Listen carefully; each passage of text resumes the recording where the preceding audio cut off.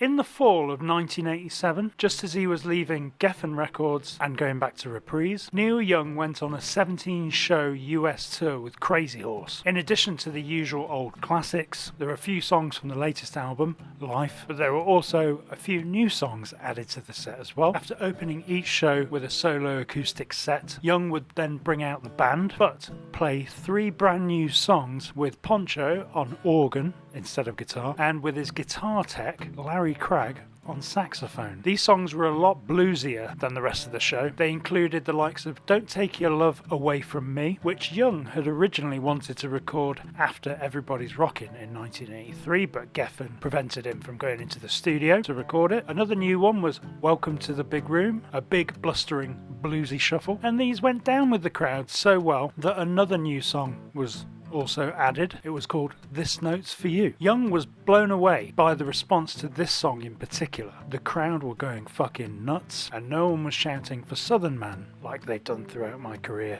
he said. Young was so encouraged by the reaction to the new songs that after this short tour had ended, he decided to build up an actual horn section. He recruited 4 musicians from a band called the East LA Horns, kept Larry Cragg on sax, and then roped in guitarist Ben Keith to play sax alongside him. So Young now had a 6-piece horn section, 1 trombone, 3 saxes, and 2 trumpets. And more new songs were added into the mix. Well, some of them were actually very old from his teenage years, like Ain't It the Truth, which was originally a Squires song, Find Another Shoulder, and Hello Lonely Woman, which were simplistic but were actually just perfect for this new band, who could flesh them out whilst Young wailed over the top of them. Young dubbed his new band the Blue Notes, and they played some clubs around California at the end of 1987. The local press notices were very positive. Only a couple of tunes in this hard-driving 90-minute show were met with anything less than wild applause, said one local newspaper. Young also brought back Nico Bolas to record the shows for a potential album. It was my life's work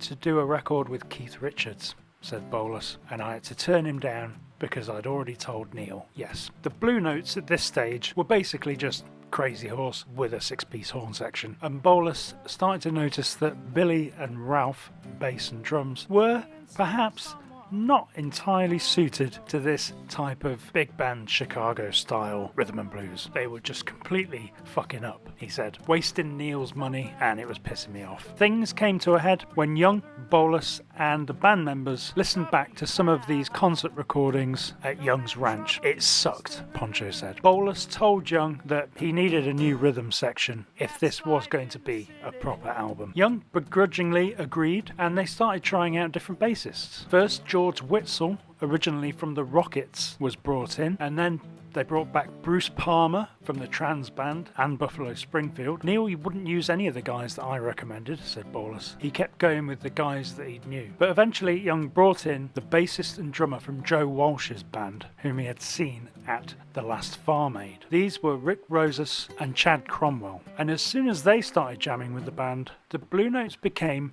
a genuinely dynamic R&B combo, and everything just tightened up musically. Young and Nico Bolas were now, by this point, close friends, and as a production duo had christened themselves the Volume Dealers, due to an alarming propensity for making speakers explode. With this new band now fully formed, they recorded the new album, This Note's For You, in just 2 weeks. The album was released on Reprise in April 1988, with predictably mixed reviews and some outright pans from the music press, with the Village Voices headline being a dud for you. They also mocked Young's seemingly endless, by this point, musical 180s that had characterised his albums since Trans. What's next, they said. Rap? The Nelson Riddle Orchestra? Robert Christgau wrote that the horn section rendered the record unlistenable. Their sour blare mimics Young's crude guitar all too crudely. Young countered these sentiments at the time in an interview. What are these guys saying, he said, that the cool thing to do is just to do the same thing over and over again and not be a weirdo? If I did do the same thing over and over again, these guys would be going, oh, Neil Young, he's so boring, coming out with the same thing over and over again. You can't win. How can I take these fucking music critics seriously. Let the people decide. Curiously, the one thing the critics did not seem to have picked up on was the title track itself, This Note's For You. He had written it on the road, on the bus, on his wife's guitar. For months, he said, I heard this line, I ain't singing for Pepsi, I ain't singing for Coke. And then when I thought of the line, This Note's For You, I laughed my ass off for miles and miles. Young said to journalist Nick Kent that he turned to the bus driver and said, this must be the most idiotic song I've ever written. But actually, the song was far from idiotic, and to this day it still feels like a breath of fresh air in this polluted corporate world that we still live in today. Corporate sponsorship of rock music became the real thing in the 1980s. The Rolling Stones had multiple sponsors for their mega tours. Eric Clapton was doing beer adverts, and Michael Jackson, not content with having just had the biggest selling album of all time, was happy to lend his image and music to the Pepsi-Cola company in order to make even more money. And so Young's dumb little song, as he put it, came along ridiculing this pernicious and pervasive new encroachment of stifling corporate blandness into popular culture. What's up, guys? Today's episode is brought to you by our sponsor, Rust Juice. Rust Juice is a delicious new health drink from Rust Santo that's packed with what the label calls bioactive neuro-accelerants. Rust Juice can sharpen your focus, improve memory, and give you that edge when you're burning the midnight oil. Rust Juice isn't just a health drink, it's a gateway to clarity, to focus, to unlocking parts of your brain you didn't even know were there. Now, of course, Rust Juice isn't for everyone. Just check the label to make sure you're aware of the potential side effects, such as insomnia, kidney failure, abnormal heart rhythms, and suicidal thoughts. A full list is provided on each bottle's label. The benefits of Rust Juice are immeasurable. Rust Juice comes in 3 wonderfully fruity and slightly metallic flavors: iron apple, citrus corrosion, and the brand new fermented mystery berry, made with 100% organically genetically modified fruits that are lovingly oxidized. For extra flavor, just go to rustsanto.com/rustjuice and use promo code GLORY for 20% off your first shipment. Rust Juice. The metal is already in your blood. We're just waking it up. Not suitable for pregnant women, seniors, children under 16, young adults up to the age of 25. Contains growth hormones, microplastics, animal fat, ethanol, artificial flavorings, colorings, and sweeteners. The song's brief 2-minute appearance on the album, This Note's For You, though, was not the thing that made people sit up and take notice. It was the accompanying music video that not only made people pay attention, but also caused a little bit of a shitstorm. The video was directed by Julian Temple, known for his work with the Sex Pistols, including the movie The Great Rock and Roll Swindle, as well as the 1986 movie Absolute Beginners. Temple was a brilliant choice because, as it turned out, he captured the spirit of the song to perfection. The title of the song, of course, is a reference to the Budweiser slogan, This Bud's For You, and the video itself in particular was majorly taking the piss out of a series of Michelob ads that had featured Eric Clapton, Steve Winwood, and Genesis. The video also spoofed pretentious Calvin Klein adverts, as well as Budweiser's party animal, the dog who was known as, apparently, Spuds Mackenzie, who I guess is the reference to Spuds in the lyrics as well. Okay, yeah, I just realised that. But the video also hilariously referenced other ads with Whitney Houston and Michael Jackson lookalikes, with the latter's hair catching fire, mirroring the real-life Jacko's incident where, upon filming a Pepsi commercial in 1984, some fireworks had ignited his hair and given the King of Pop second-degree burns on his head. This blatant roasting, if you will, of Jackson in the video made Michael a little hot under the collar, so got his attorneys to issue legal threats to try and get the video stopped. In thrall to their biggest superstar, MTV duly banned the video, giving the excuse that it made references to real brand names, thereby violating their standards and practices, despite it clearly being an obvious parody. Young, in response, wrote an open letter berating MTV for their cowardice. What does the M in MTV stand for? Music or money? He asked, going on to call them spineless jerks who were afraid to offend their sponsors. Suddenly, the supposedly cool and cutting-edge MTV were getting owned by a crusty old rocker in his 40s, whom they had previously pretty much ignored. By banning the video, however, they had just given it the biggest publicity imaginable, and they knew it. MTV attempted to explain themselves in a special that aired in the August of '88, which also showed the video in full. Kurt Loder interviewed Neil Young as part of the show, and according to biographer Jimmy McDonough, Young came off as absurdly cool in all white with huge sunglasses, a Cirque du Soleil t-shirt and cap from Pink's hot dog stand. And I tried to find some video of this specific interview online, but I couldn't find any, despite remembering seeing it on YouTube a few years ago.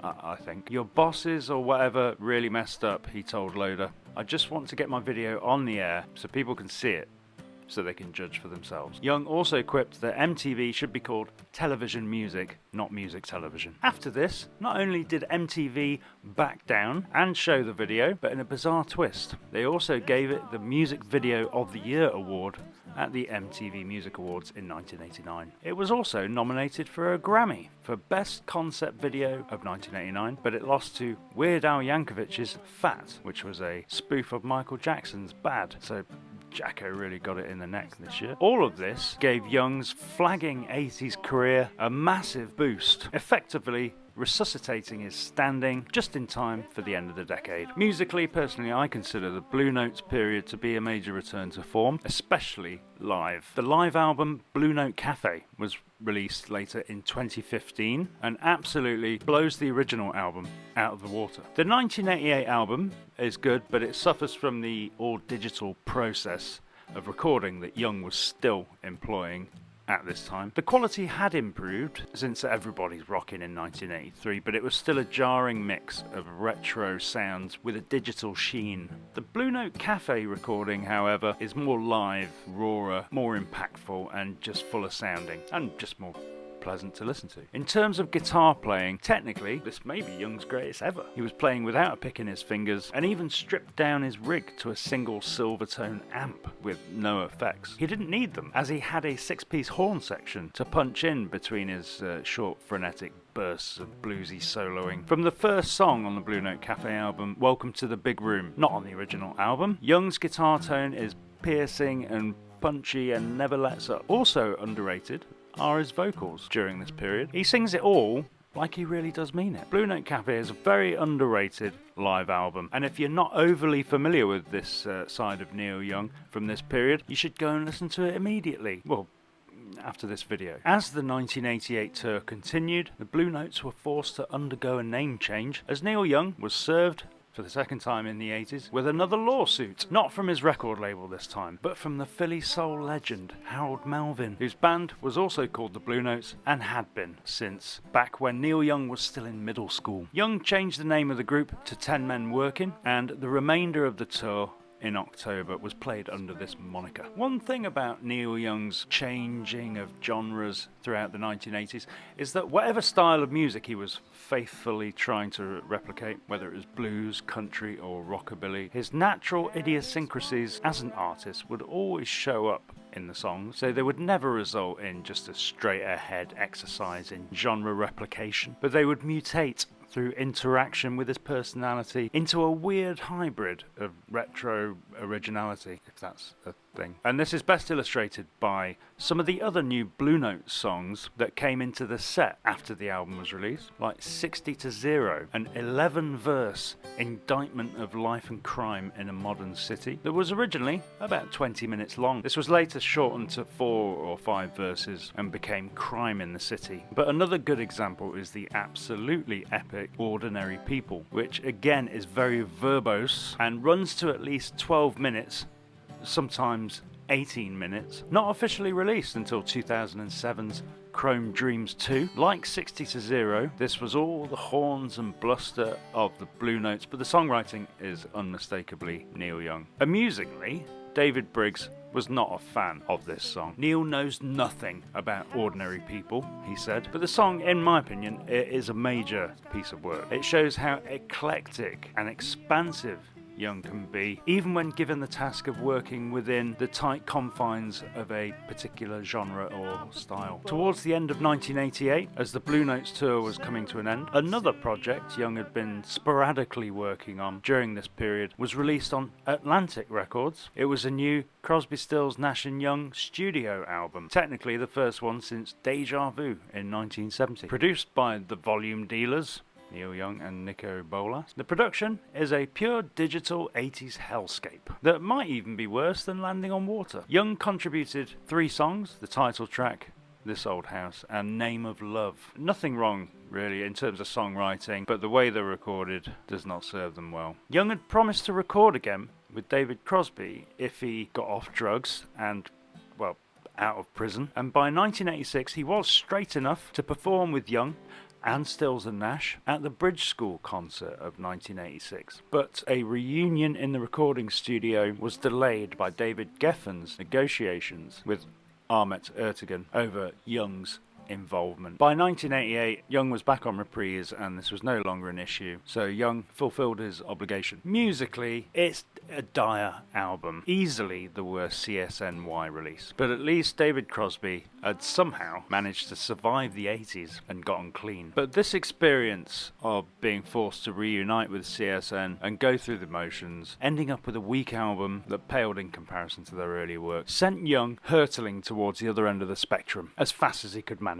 One night, Poncho invited Neil over to watch The Who's movie, The Kids Are Alright, on cable TV with him. This brilliant, thoroughly entertaining compilation film of The Who's live performances, TV spots and on-stage shenanigans proved to be a big inspiration for where Young wanted to go next. Neil said, "That's cool, I'd like to do that," Poncho said. And soon Young had booked into a studio right in the heart of Times Square in New York, the Hit Factory, taking Rick Rosas and Chad Cromwell with him. What resulted was some of the most brutally loud, angry and cathartic music he would ever record. So we'll take a look at all that, and then what happened after that, as we dive into one of the most pivotal years in Young's career, 1989. But until then, stick around on this channel, watch some of the other videos we've got on here, you never know, you might like them. And if you do, consider joining our Patreon to get exclusive videos and live recordings of Rust for Glory not on this channel, or buy one of our t-shirts, or buy a ticket to one of our shows